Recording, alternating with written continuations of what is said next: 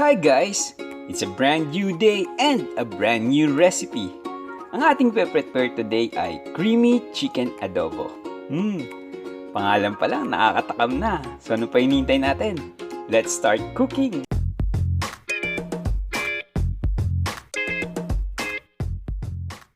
Ito ang ating mga ingredients. Kailangan natin ng manok. Pakat na natin to in 2 Adobo Cut, Nestlè Cream, Laurel, Paminta, Maggi Magic Sarap, Mantika, Toyo, Luya, Patatas. Kailangan din natin ng Bellpepper, Sibuyas, Bawang at Suka. So, umpisa na natin ang pagluluto. Magpainit tayo ng kawali. Pag mainit na, pwede na nating ilagay yung ating mantika. Hayaan nating uminit muna yung ating mantika. Pag mainit na, pwede na nating ilagay ang ating patatas. So, hayaan lang nating maprito yung ating patatas. Kung medyo luto na ito, pwede na natin ilagay yung ating carrots na hiniwa natin sa haba. After nito, pwede na natin ilagay din yung ating bell pepper. Saglit lang ito guys at pwede natin iset aside. Kumuha ulit tayo ng pan at magpainit ulit ng mantika. Lagay natin yung ating bawang at yung luya.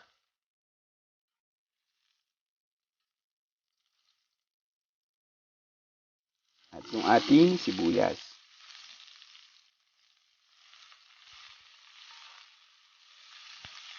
Pag medyo golden brown na, pwede na natin ilagay yung ating toyo.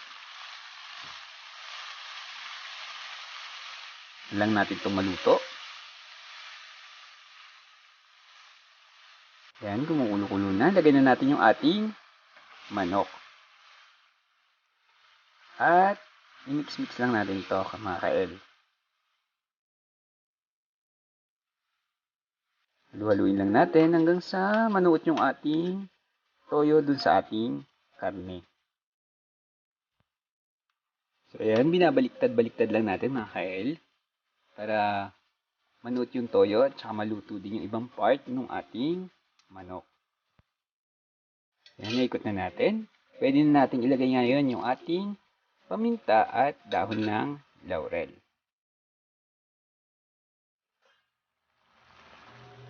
And takpan natin.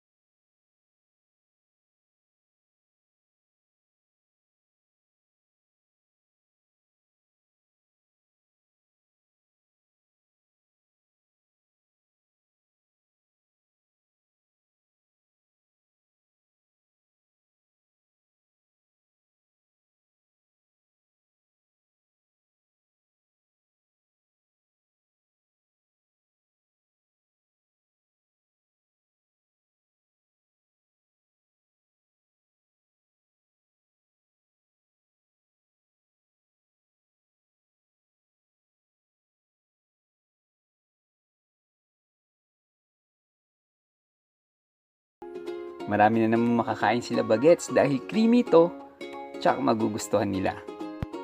So, for more sulit tipid recipes, please subscribe to my channel, hit the notification bell para updated kayo sa mga susunod pa nating videos. Maraming salamat! Let's eat!